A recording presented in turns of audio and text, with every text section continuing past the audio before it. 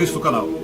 Este vídeo é uma continuação daquele vídeo que foi já publicado no YouTube, que tá, o link dele está na descrição. É o link que fala sobre a primeira falácia inventada pelo demônio. A primeira falácia inventada, que é um blefe, é uma mentira soltada aí no mundo, que fez com que hoje os cristãos tivessem, a maioria dos cristãos desinformados, ficassem com essa ideia de que não se pode misturar política com religião. Política não tem nada a ver com religião. Então essa foi a primeira falácia. E neste vídeo aqui nós estamos dando continuidade para mostrar outras 3 falácias que o demônio espalha pelo mundo e que ganha adeptos aí a rodo, né? Ganha adeptos a rodo. Porque o que tem de gente acreditando nessas 3 outras falácias e também na primeira é uma coisa extraordinária, né? Então vamos aí, eu vou citar aqui as 3 falácias e vejo se na mesma hora eu comento sobre cada uma para deixar isso aí bem claro. Então a primeira foi que religião não se mistura com política, né? Que já foi no vídeo que nós já publicamos e deixamos aí na descrição o link. A segunda é uma falácia que diz assim: eu sou cristão, mas não frequento ou não gosto de igreja. Eu sou cristão, mas não frequento ou não gosto de igreja. A terceira falácia seria qual? Eu sou cristão, mas não vejo nada demais em ser progressista. Eu sou cristão, mas não vejo nada demais em ser progressista. Ok? E 4. Eu sou cristão, mas não creio que a Bíblia toda seja 100% inspirada por Deus. Então a última é: sou cristão, mas não creio que a Bíblia toda seja 100% inspirada por Deus. Então tá aí essas 3 outras falácias que o demônio coloca para o mundo e que tem ganhado adeptos aí, como se diz, a rodo, né? Uma coisa assim impressionante. Então vamos explicar cada uma de um por si. Essa primeira que diz, que é a segunda, né? Que diz: sou cristão, mas não frequento ou não gosto de igreja. Isso daí também já foi objeto de conversa nossa antes no YouTube, mas isso daí tem como base o quê?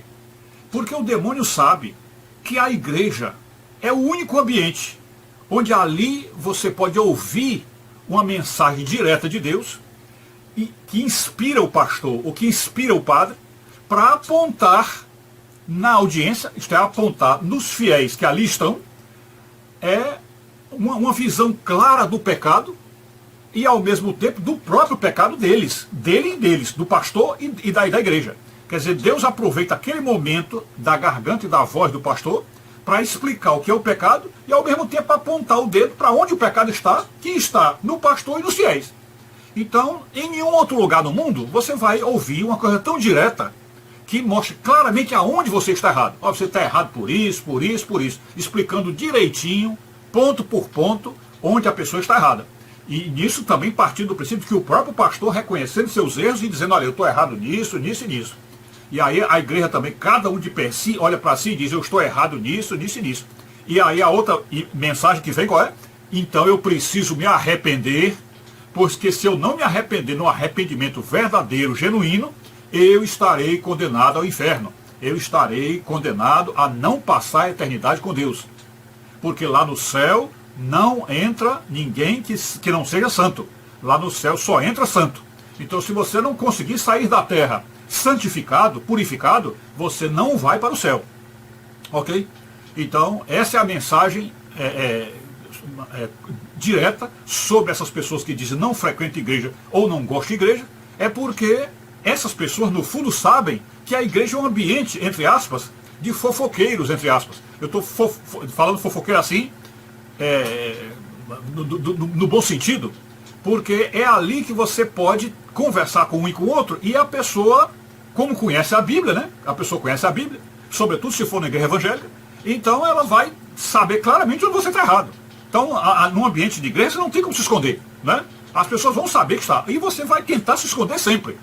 Quer dizer, quem não está se santificando, quem não está se purificando, ao ir para a igreja, ele vai tentar se esconder. Porque ele sabe que ali todo mundo sabe que é pecado, o que ele está fazendo. Todo mundo sabe disso. Então, por causa disso, ou seja, em relação à moral cristã, por causa da moral cristã, as pessoas não gostam da igreja. Porque as pessoas não querem ser confrontadas com a moral cristã, não querem que exista nenhum olheiro sobre sua vida, não querem um bisbilhoteiro a dizer qual é o caminho certo e o errado, não querem isso aí, e querem viver sua vida à vontade, livremente, né, fazendo tudo que der na telha, e portanto a igreja se torna uma casa incômoda, uma casa desconfortável, né, uma casa chata, né, que é por isso que essas pessoas não vão para a igreja. Então está aí a segunda falácia do demônio, que nós estamos já, a partir daquela primeira que já tinha sido publicada, estamos fazendo aí esse vídeo com as 3 outras, né? Então está aí a primeira. Não frequenta igreja e ou não gosta de igreja. Essa é a primeira. A segunda, né? A terceira, no caso. Sou cristão, mas não vejo nada demais em ser progressista. Ora, neste caso aí, é um cristão que, mesmo que frequente a igreja, mesmo que leia a Bíblia, mesmo que viva em vida de oração, ele não vê nada demais em ser progressista. Não vê nada demais em ser progressista. Então, inicialmente, temos que dizer o que é o progressismo. Assim, em linhas gerais, em resumo, o que é o progressismo? O progressismo, né, são todas essas doutrinas, essas filosofias modernas, ou modernoides, ou pós-modernas, que supostamente estariam trazendo algo novo para as pessoas, que seria uma vida desregrada, uma vida sem lei, vivendo como se quiser viver, sobretudo do ponto de vista da moral sexual, da moral social. Então, é uma vida completamente livre, solta, né? E é isso que propõe o progressismo, como se isso fosse progresso. Como se fosse progresso. Ou como se ao longo da história da humanidade não tivesse gente vivendo desregradamente, vivendo na esculhambação, na imoralidade, né? Então isso sempre existiu. Então não tem nada de progressismo, nada. Mas o fingimento e a mentira desses propagadores do progressismo é de que o progressismo é uma coisa nova. É uma coisa nova. Quer dizer, por exemplo, as mulheres transarem com qualquer homem e terem sexo com quem quiser, isso é uma coisa nova. Isso quer dizer que isso é coisa nova, né? Homem transar com homem é coisa nova, mulher com mulher é coisa nova. Quando isso aí não é coisa nova, é mentira. Isso é mentira, porque sempre houve homossexualismo, sempre houve infidelidade conjugal, sempre houve prostituição, sempre houve isso. Então não é nada de novo. Então quando ele diz, sou cristão, mas não vê nada demais em ser progressista, onde é que está o erro? É porque as atitudes ou os comportamentos que o progressismo propõe são contrários à moral cristã. Então tudo isso que eu falei é contrário à moral cristã. O homossexualismo, a prostituição, a pedofilia, enfim, tudo isso que o progressismo chama de liberdade, isso é pecado, pela palavra de Deus, tudo é pecado. Então, se isso aí tudo é pecado, então um cristão não pode ser a favor do progressismo. Pelo contrário, ele tem que apontar o progressismo como uma das portas por onde o demônio entra. É exatamente a porta do progressismo que traz o demônio para dentro da igreja. Porque é nessa influência da mídia, nessa influência que contamina o mundo todinho, que faz com que os pobres crentes, sobretudo os jovens crentes e as jovens crentes, assumam isso, quer dizer, recebam isso, sejam influenciados, e aí assumam um comportamento completamente libertino, libertário, esse comportamento aí completamente imoral, e é assim que está a igreja. Então, quando você diz, não vejo nada demais no progressismo, você está indo contrário à palavra de Deus e contrário à moral cristã, ok? Então está aí a segunda ou terceira mentira do demônio. E a quarta qual é? É a quarta que diz, sou cristão, mas não creio que a Bíblia toda seja 100% inspirada por Deus. Isso aí também, em resumo, também é uma alegação muito comum, muito frequente, mas embora eu digo aqui que essa alegação não é propriamente de cristãos. Porque as outras, né, como por exemplo, dizer que política não se mistura com religião, isso aí um cristão pode dizer. Sem dúvida, um cristão desinformado, ele pode dizer isso. A segunda, um cristão que diz, eu sou cristão, mas não frequento ou não gosto de igreja. Então ele pode ser cristão e dizer isso. No terceiro, ele diz, sou cristão, mas não vejo nada demais em ser progressista. Ele pode ser cristão e dizer isso. Sem dúvida que pode. São cristãos errados, são cristãos desinformados, mas podem dizer. Mas esse outro aí, quando ele diz, sou cristão, mas não creio que a Bíblia toda seja 100% inspirada por Deus, eu duvido que ele seja cristão. Duvido que seja cristão. Porque um cristão, para dizer que a Bíblia toda não é 100% inspirada por Deus, é um mau cristão. É um cristão, vamos dizer assim, é um cristão influenciado por Satanás mesmo. É um cristão que vai para dentro da igreja para derrubar os princípios. Aliás, não gosta de igreja. Esse cristão que acha que a Bíblia não é 100%, que a Bíblia toda não é 100% inspirada, ele dificilmente vai à igreja. Dificilmente vai à igreja. Então, quem diz isso, que a Bíblia não é toda 100% inspirada por Deus, eu sei que existem partes da Bíblia que foram adulteradas, partes que os pastores mexeram, que os padres mexeram, não sei o quê, que ali não é coisa de Deus. Então, quem disse isso não é cristão. Não é cristão. E, geralmente, ele também não vai à igreja, porque sabe que uma igreja cristã, ela aceita a Bíblia integralmente.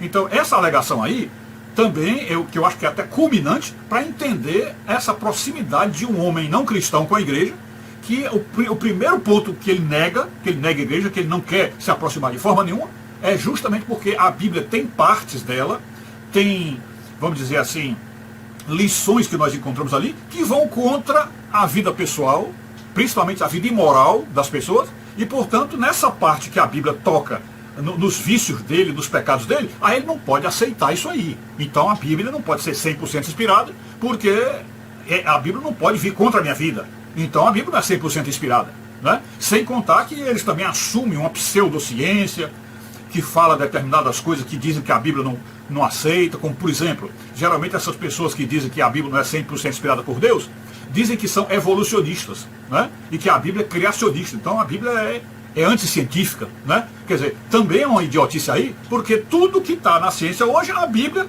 engolfa de uma maneira que você possa olhá-la com aquele olhar especial do cristão e vendo que aquilo ali é verdade. Por exemplo, nesse caso da teoria da evolução, observe bem que a Escritura Sagrada fala algumas coisas que combinam direitinho com a teoria evolucionista. Direitinho, como por exemplo, tem um texto lá no livro do Gênesis que diz assim: tu és pó e ao pó tornarás, né? Lá no castigo que Deus deu, se não me engano, para Adão e Eva, né? Ou foi para a serpente, não me lembro. Não, foi o castigo de Adão e Eva mesmo. Então tu és pó e ao pó tornarás.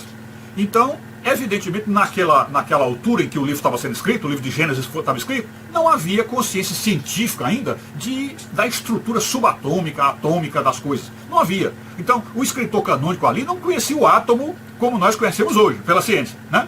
Então, quando ele diz tu és pó e ao pó tornarás, esse pó aí é o átomo. Esse pó é o átomo. E o texto originalmente era para ser dito como tu és átomo e ao átomo retornarás. É isso que era para ser dito, tu és átomo e ao átomo retornarás, né? Então mostrando o quê? Que a linguagem bíblica está perfeitamente condizente com a ciência, apenas que foi feito na linguagem daquela época, mas é perfeitamente condizente com a ciência. Porque a ciência diz que realmente o homem é átomo e ao átomo retornará. Aqui, outro ponto sobre a questão também da evolução, para mostrar como a Escritura Sagrada combina direitinho. A ciência de hoje já consegue entender que desde a formação da Terra até a chegada da vida, de fato ocorreram neste planeta 7 eras geológicas. 7 eras geológicas. Isso é estudado na geologia, é estudado em toda essa ciência que trata com a Terra, com a edafologia, toda essa ciência trata disso. Então houve 7 eras geológicas. E a Escritura Sagrada, quando vai falar desde o princípio do planeta até a chegada de Adão, ela dá o quê? Não dá 7 eras geológicas. Ela não dá 7 eras, mas ela dá 7 dias. Né? Fala da criação da Terra em 7 dias. Não é isso? Então, as pessoas que desconfiam da Bíblia vão dizer, não, mas era geológica é uma coisa, dia é outro. Mas veja que lá em São Pedro, na carta de São Pedro, ele diz que um dia para Deus pode ser 1000 anos e 1000 anos um dia. Então a gente pode estender o raciocínio e dizer que um dia para Deus pode ser uma era geológica e uma era geológica pode ser um dia. Então, quer dizer, a Bíblia já está mostrando aí que as 7 eras geológicas pode ter sido justamente os 7 dias que a Escritura Sagrada fala lá. E você observa como ele diz no primeiro dia, Deus criou o Sol, a Lua e as estrelas. Então isso é uma era geológica. Porque para criar um Sol, uma Lua e as estrelas demora tempo demais, né? Então é uma era de muito mais do que milhões de anos, né? Aí quando diz que Deus agora fez os vegetais, né? Aliás, separou primeiro os continentes, separou as águas dos continentes, isso aí também já é outra era geológica. A era em que a Terra estava na geodésia, ela estava todas juntos os continentes e foram se separando, e aí para formar os continentes. Então isso aí é uma outra era geológica. Depois vem a era das plantas, né? Quando a Escritura diz que no terceiro dia, aí Deus cobriu a terra de plantas, de vegetação, aí está aí a terceira era geológica. Aí na quarta, aí Deus fez os animais, aí vem primeiro os répteis, né? Quer dizer, grandes animais. É claro que antes dos répteis vieram os protozoários, as amebas, aqueles minúsculos animais, aí daí foi crescendo e aumentando, aparecendo os primeiros seres pequenos, aí depois chegou a era dos répteis, aí dos répteis cresceram até chegar aos dinossauros. Então tudo isso aí são eras geológicas, né? Então, a rigor, se você for olhar, desde o momento em que a Bíblia começa a falar até a chegada de Adão, que é uma descrição de 7 eras com os passos que Deus foi fazendo, as obras de Deus nesses sete períodos, e realmente pode-se colocar ali que houve 7 eras geológicas antes de Adão e Eva, né? Então mostra que a Escritura Sagrada não é contra a ciência, pelo contrário, que a ciência, se olhar a Bíblia com acuidade e com percepção e com inteligência, vai ver que está ali descrito tudo que a ciência diz, né? Então, quando se diz, eu não sou cristão, não, na verdade não é um cristão, mas diz, eu não creio que a Bíblia toda seja 100% inspirada. Isso daí sim é uma grande falácia do demônio, talvez a pior de todas, porque ela fere diretamente a consciência cristã. Porque para o cristão, a Bíblia é 100% inspirada todinha, da primeira à última página. E se alguém nega isto, se alguém diz que a Escritura Sagrada não é 100% inspirada, quem é que tem interesse em dizer que a Bíblia não é 100% inspirada? Quem é que tem interesse em tirar partes da Bíblia e deixar a Bíblia só com as partes agradáveis? Quem é que quer fazer isso? É claro que é o demônio. É claro que é o demônio. Então quem quer que diga isto, que a Bíblia não é 100% inspirada, de ponta a ponta, de página a página, quem disser isso está falando pelo demônio, está usando a linguagem do demônio para destruir o cristianismo, ok? Então é isso. Creio que eu resumi tudo. Foi uma conversa rápida, talvez a gente possa até repetir fazendo vídeos mais longos com cada item desse para explicar melhor, mas já me dou por satisfeito. E aí, fiquem com Deus, todos com Deus, saúde e paz, tudo de bom.